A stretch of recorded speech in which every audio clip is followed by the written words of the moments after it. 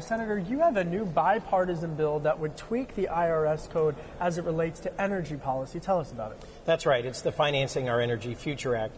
And it takes my Republican colleagues at their word that as we look at energy of all kinds, we should have an all-of-the-above energy strategy that doesn't pick winners and losers. There's a big tax finance advantage that oil and gas and pipelines get. It's called Master Limited Partnerships. It's been in place 40 years. This bipartisan bill opens that up to all forms of energy, renewable and non-renewable. And in a package that just came out of the Ways and Means Committee, it's included in what I think is the most promising package for renewables and for energy financing generally for this Congress. Are you confident that this gets done by the end of the year? I'm very hopeful. This is a bill that in the Senate has a half dozen Republican sponsors as well as Democratic sponsors, including the chair of the Energy Committee.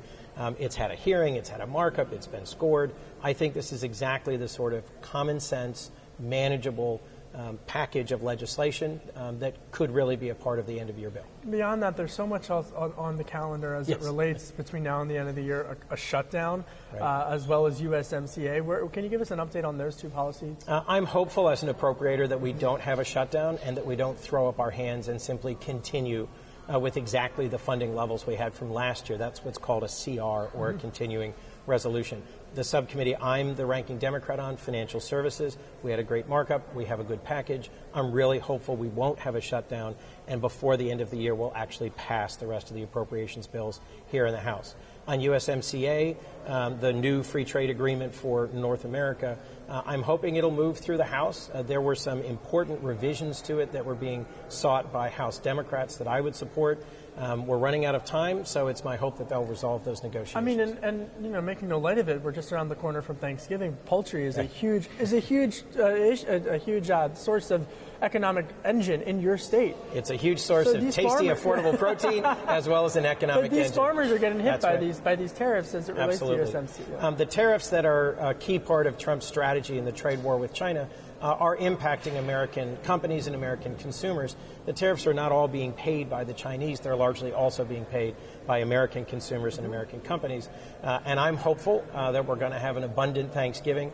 The turkey growers, the chicken growers in Delaware are looking forward to a hungry America that they can really help feed next Thursday. Debate tonight. What are you going to be watching for? I'm going to be watching for Joe Biden to continue strong performances. He had a town hall in Grinnell last week that I thought was one of his strongest performances of the entire campaign. Despite a lot of folks coming after him, questioning him, challenging him, he is consistently top of the polls in the vital Midwestern states that have to be won. Nevada, but I also mean, frankly, Michigan, Wisconsin, Pennsylvania, the states that determined the outcome in 2016. Do you have any concerns about his where he stands in Iowa and New Hampshire? Will that halt his momentum in those early caucus and primary states if he doesn't win them?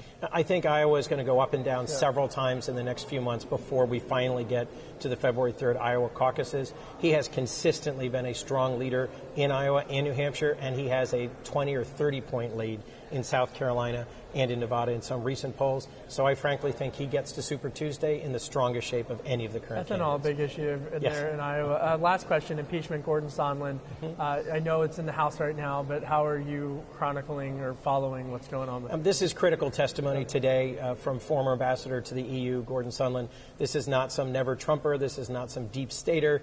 Despite all the chaff that's been thrown out by Republicans, this is someone who was in the room, in the Oval Office, in meetings with the president, working side by side with Giuliani, President Trump's personal lawyer, on this sort of sidecar foreign policy that was pursuing, by all allegations and all testimony so far, President Trump's personal political interest rather than our national interest. Senator Coons, thank you.